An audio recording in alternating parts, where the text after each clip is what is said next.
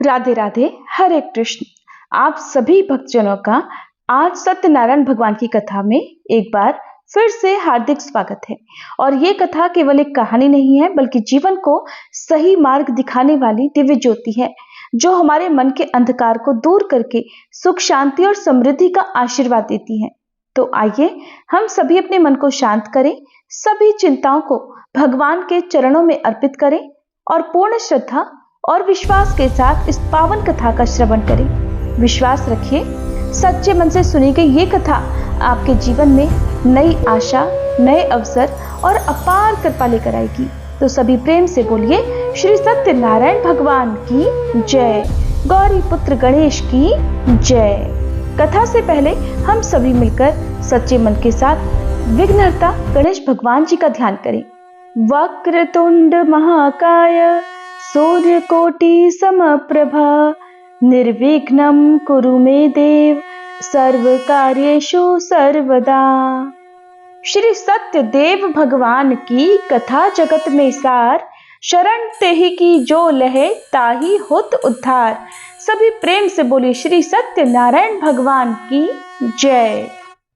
सत्यनारायण भगवान की कथा का प्रथम अध्याय। एक बार नैमिषारण्य क्षेत्र में एकत्रित आर्यावर्त के 88,000 ऋषि मुनियों ने मुनिश्रेष्ठ श्री सूत जी महाराज से पूछा, हे मुनिश्रेष्ठ, कलयुग में मनुष्य वेद विधान और धर्म विरुद्ध आचरण करते हुए पापों के बोझ तले दबता जा रहा है। अतः हे मुनिश्रेष्ठ, मनुष्य के कल्याण हेतु कोई ऐसा उपाय बताइए जिससे मनुष्य को पूर्ण लाभ मिल सके। तब श्री सूत जी बोले, हे ऋषियों, आपने समस्त विश्व के कल्याण के लिए अति उत्तम प्रश्न किया है। अब मैं उस मंगलकारी व्रत का वर्णन करूंगा जिसके संबंध में एक बार ब्रह्म ऋषि देवर्षि नारद जी ने भी भगवान लक्ष्मी नारायण से पूछा था, और उन्होंने नारद जी से जो कथा कही थी, आप सब भी उसे ध्यान पूर्वक होकर सुनिए। ब्रह्म ऋषि नारद जी मानव कल्याण की इच्छा से विभिन्न लोकों का भ्रमण करते हुए पृथ्वी लोक में जा पहुंचे। वहां अपने अपने कर्मों के अनुसार लोगों को दुखों से पीड़ित देखकर वह बहुत परेशान हुए और मन में विचार करने लगे कि इन प्राणियों के दुख का निवारण कैसे होगा। जब वह कोई उपाय न सोच सके, तब भगवान विष्णु से मिलने पहुंच गए। वहां नारद जी ने श्वेत वर्ण और 4 भुजाओं वाले शंख, चक्र, गदा और पद्म से सुसज्जित भगवान श्री विष्णु की स्तुति करते हुए कहा, हे नारायण, आप सर्वशक्तिमान और सृष्टि के पालन करता हैं। आपका कोई आदि, मध्य और अंत नहीं है। आप सृष्टि के कण कण में व्याप्त हैं और अपने भक्तों की सभी मंगल कामनाएं भी पूरी करने वाले हैं। मैं आपको नमन करता हूँ। नारद जी की स्तुति सुनकर भगवान विष्णु बोले, हे मुनिवर, आप मुझे अपने यहाँ पर आने का कारण बताइए। तब नारद जी ने कहा, पृथ्वी लोक के प्राणी अपने अपने कर्मों के अनुसार विभिन्न योनियों में रहते हुए दुखों से पीड़ित हैं। मुझ पर कृपा करते हुए कोई ऐसा उपाय बताइए प्रभु, जिससे उनके दुखों का नाश हो सके। इसके उत्तर में भगवान विष्णु बोले, हे नारद, अब मैं ऐसे व्रत का वर्णन करने जा रहा हूं जिसे करने से विश्व के सभी स्त्री पुरुषों को पापों से मुक्ति मिलेगी और निर्धनता नष्ट होने से मनुष्य आनंद पूर्वक जीवन यापन करेंगे। श्री सत्यनारायण भगवान के इस व्रत को करने से जातक की सभी मंगल कामनाएं भी पूरी होंगी। नारद जी ने जब व्रत हेतु विधि विधान की जानकारी चाही, तब श्री नारायण भगवान बोले, मन से, वचन से और कर्म से शुद्ध होकर मनुष्य भक्ति और श्रद्धा भाव से किसी भी दिन यह व्रत कर सकता है।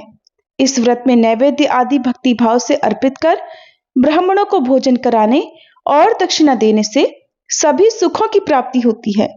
इस प्रकार श्री सत्यनारायण भगवान की आराधना से सभी कष्टों से मुक्ति पाकर मनुष्य धन से संपन्न व सुखी होकर आनंद पूर्वक जीवन व्यतीत करता है। इसी के साथ प्रथम अध्याय का समापन होता है। सभी प्रेम से बोले श्री सत्यनारायण भगवान की जय। श्री सूत जी बोले, हे ऋषि मुनियों, अब मैं आपको उस निर्धन ब्राह्मण की कथा सुना रहा हूं जिसने श्री सत्यनारायण भगवान का सबसे पहले व्रत किया।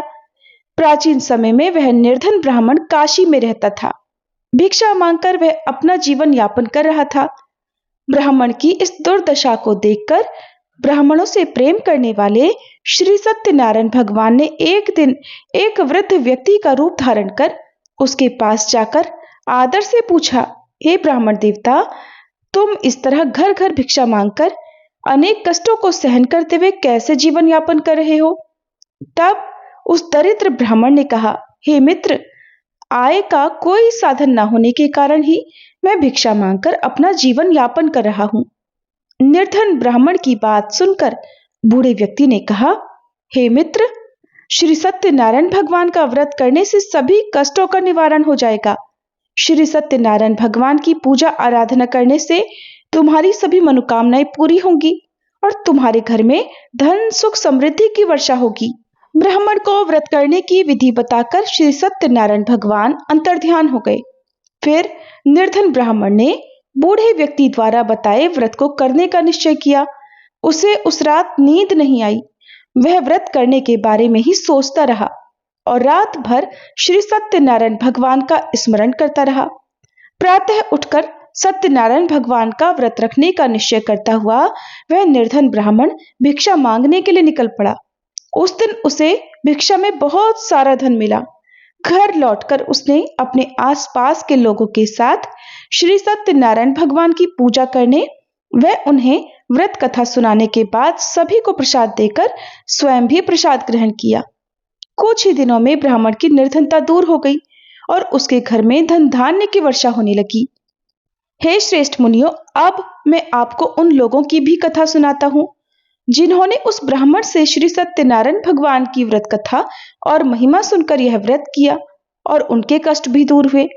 धन संपत्ति से संपन्न उस ब्राह्मण ने हर माह नियमित रूप से व्रत करते हुए जब अगले माह श्री सत्यनारायण भगवान का व्रत किया तो उस व्रत में बहुत से बंधु बांधव और मित्र सम्मिलित हुए।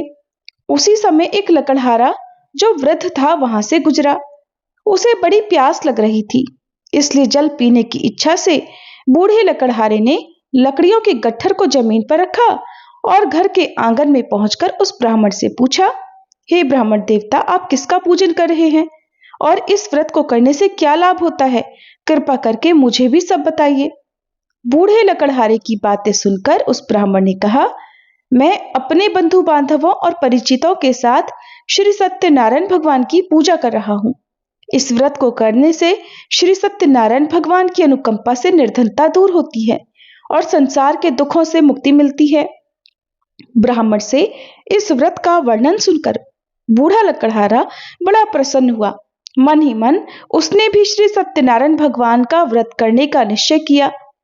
चलते हुए लकड़हारे ने मन में सोचा, आज लकड़ियां बेचने से जो भी धन मिलेगा उस धन से मैं श्री सत्यनारायण भगवान का पूजन करूंगा। ऐसा विचार करने से उस दिन लकड़हारे को लकड़ियों के अधिक रुपए मिले। लकड़हारे ने उन रुपयों से केले, घी, दूध, दही, गेहूं का आटा और शक्कर खरीदा। फिर घर लौटकर लकड़हारे ने देवों की प्रिय नगरी काशी में श्री सत्यनारायण भगवान की पूजा की। उस पूजा में उसके परिवार के और आसपास के लोग भी सम्मिलित हुए। श्री सत्यनारायण भगवान की पूजा और व्रत कथा सुनने के बाद लकड़हारे ने प्रसाद बांटकर स्वयं भी प्रसाद ग्रहण किया। सत्यनारायण भगवान की कृपा से लकड़हारे के घर में भी धन धान्य की वर्षा होने लगी। उसकी निर्धनता दूर हो गई। श्री सत्यनारायण भगवान का पूजन करते हुए लकड़हारा आनंद पूर्वक जीवन यापन करता हुआ अंत में मोक्ष को प्राप्त करके वैकुंठ धाम को चला गया। इस प्रकार श्री सत्यनारायण भगवान की कथा का दूसरा अध्याय समाप्त हुआ। सभी प्रेम से बोलिए सत्यनारायण भगवान की जय। श्री सूत जी बोले, हे ऋषि मुनियों, अब मैं आपको आगे की कथा सुनाता हूँ। प्राचीन समय में कनकपुर में उल्कामुख नामक एक बुद्धिमान तथा सत्यवादी राजा राज्य करता था। वह प्रतिदिन मंदिर में जाकर श्री सत्यनारायण भगवान की पूजा करता था और निर्धनों को अन्न, वस्त्र और धन दान करता था। उसकी पत्नी सुभद्रा बहुत सुशील थी। वे दोनों हर महीने श्री सत्यनारायण भगवान का व्रत करते थे। श्री सत्यनारायण भगवान की कृपा से उनके महल में धन संपत्ति के भंडार भरे थे। उनकी सारी प्रजा बहुत आनंद से जीवन यापन कर रही थी। एक बार राजा और रानी बहुत से लोगों के साथ जब भद्रशिला नदी के किनारे श्री सत्यनारायण भगवान की पूजा कर रहे थे, तब नदी के किनारे एक बड़ी नाव आकर ठहरी। उस नाव में एक धनी व्यापारी यात्रा कर रहा था। वह बहुत सा धन कमाकर अपने नगर को लौट रहा था। उसका सारा धन उसी नाव में रखा हुआ था। नाव से उतरकर व्यापारी राजा के समीप पहुंचा। राजा को पूजा करते देख उसने कहा, हे राजन, आप इन सब लोगों के साथ मिलकर किसकी पूजा कर रहे हैं? इस पूजा के करने से मनुष्य को क्या लाभ होता है? राजा ने व्यापारी से कहा, हम हर पूर्णिमा को श्री सत्यनारायण भगवान का व्रत करते हैं और फिर पूजा अर्चना के बाद भगवान का प्रसाद लोगों में बांटकर स्वयं भी ग्रहण करते हैं। सत्यनारायण भगवान की पूजा से दुखियों के सारे दुख दूर होते हैं। राजा की बात सुनकर व्यापारी कहने लगा, हे राजन, मैं भी सत्यनारायण भगवान का व्रत करना चाहता हूँ। कृपया मुझे इस व्रत की विधि बताएं।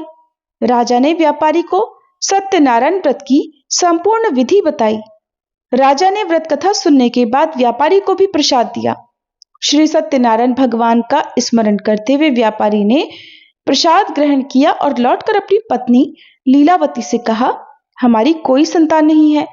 अगर सत्यनारायण भगवान की कृपा से हमारी कोई संतान हुई तो मैं श्री सत्यनारायण भगवान का व्रत अवश्य करूंगा। व्यापारी के ऐसा निश्चय करने के कुछ समय बाद ही लीलावती गर्भवती हो गई और उसने एक सुंदर कन्या को जन्म दिया। व्यापारी ने पुत्री के जन्म पर बहुत खुशियां मनाई, लेकिन श्री सत्यनारायण भगवान का व्रत नहीं किया। जब उसकी पत्नी लीलावती ने अपने पति से व्रत करने के लिए कहा, तब वह कहने लगा, अभी क्या जल्दी है?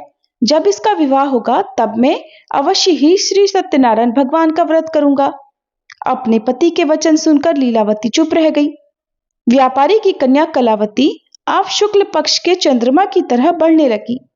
एक दिन व्यापार में बहुत सा धन कमाकर घर लौटे व्यापारी ने अपनी बेटी को सहेलियों के साथ बगीचे में घूमते देखा तो उसे उसके विवाह की चिंता होने लगी।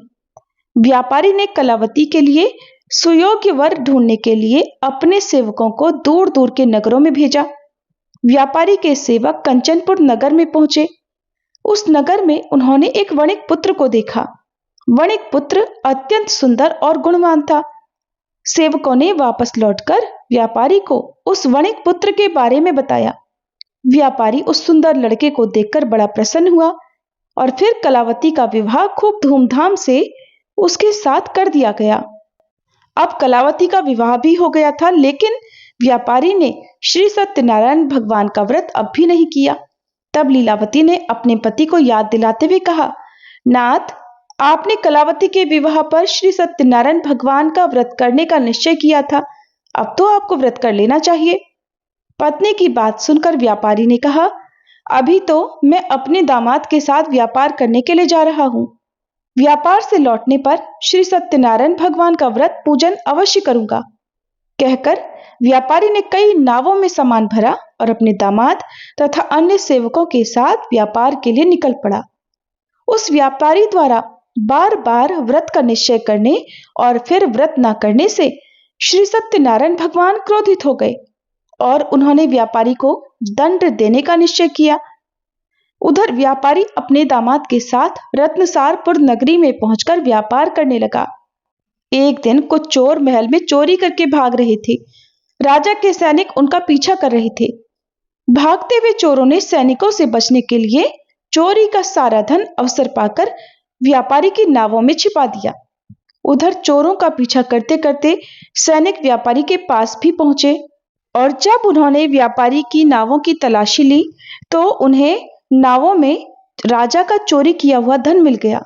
तब सैनिक व्यापारी और उसके दामाद को बंदी बनाकर राजा के पास ले गए।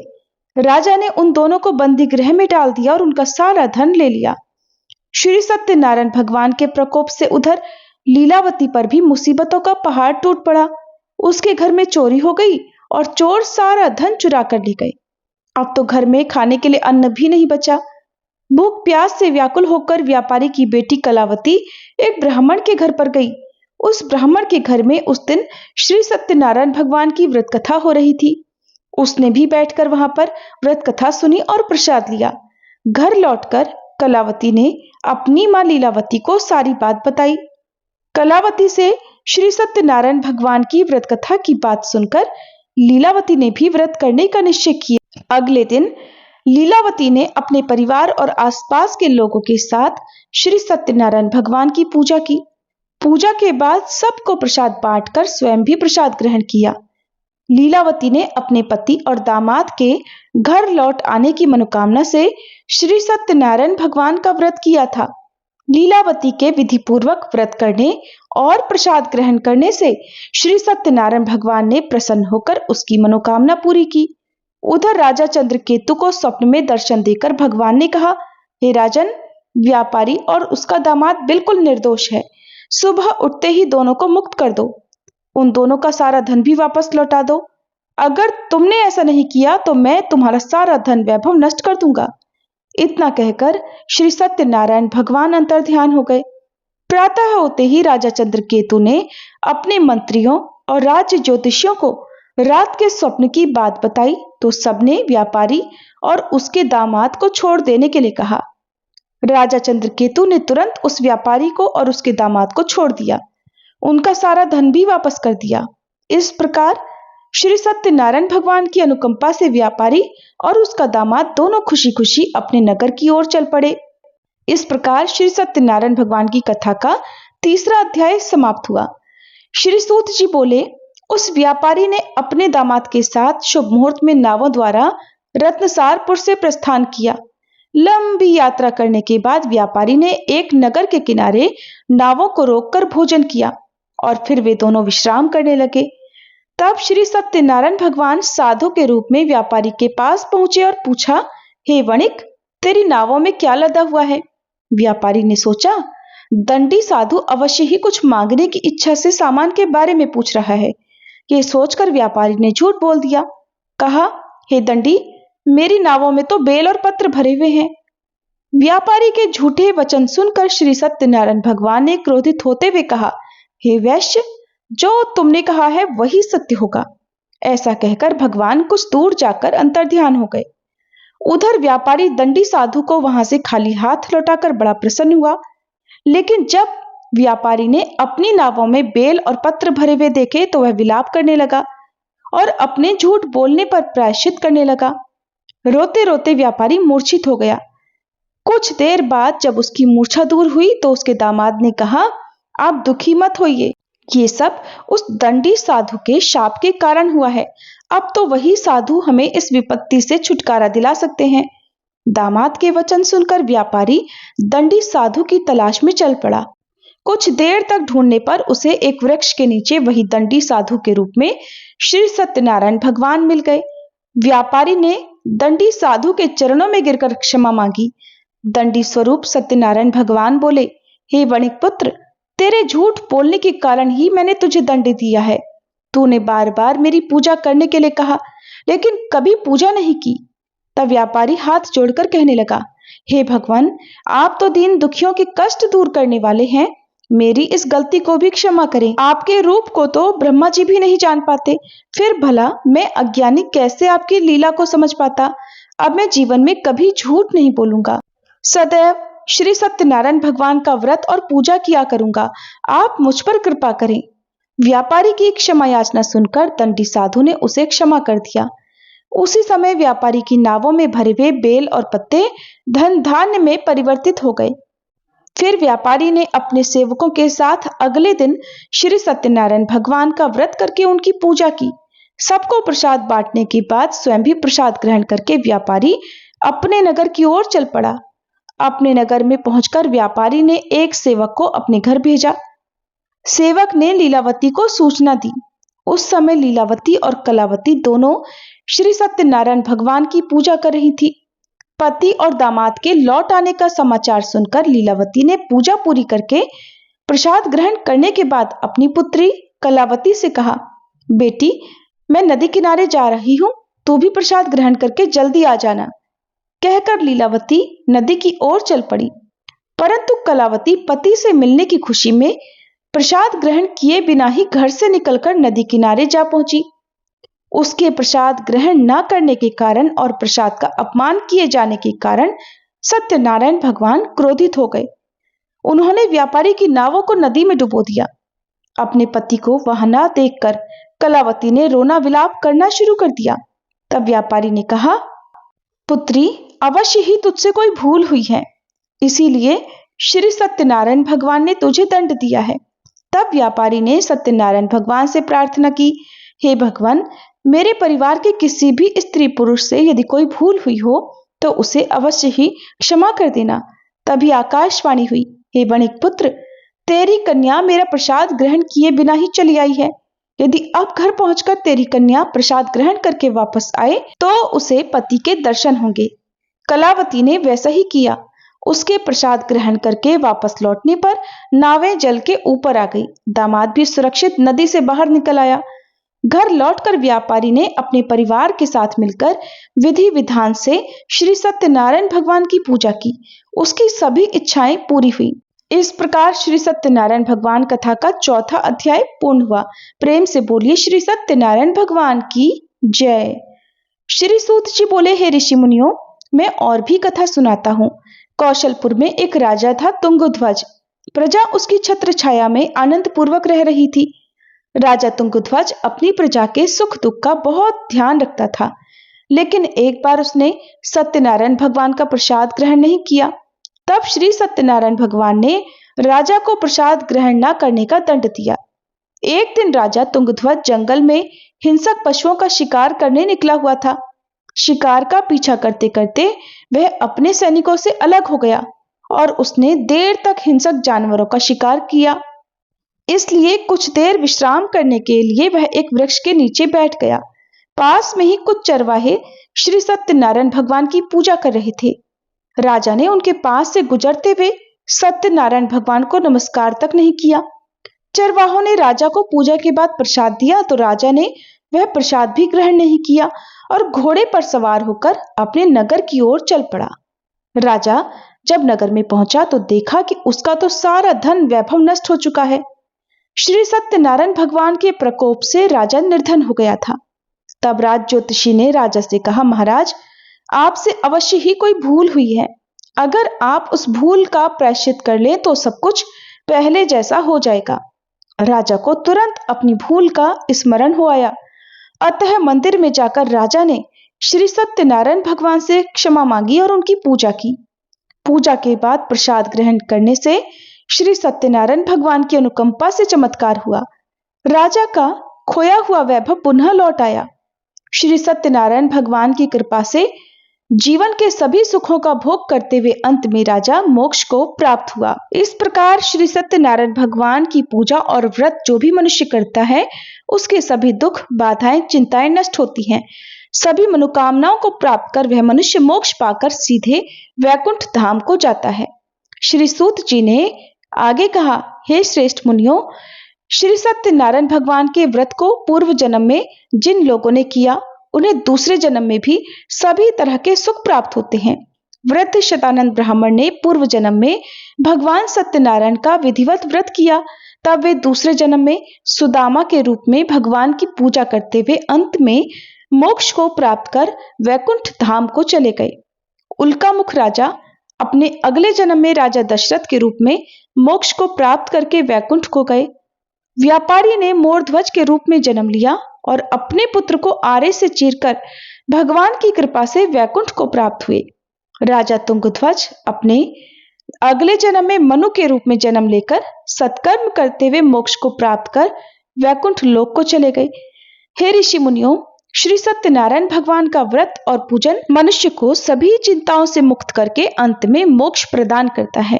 इसी के साथ श्री सत्यनारायण भगवान की कथा का 5वां और अंतिम अध्याय पूर्ण हुआ और श्री सत्यनारायण भगवान की कथा अब समाप्त होती है।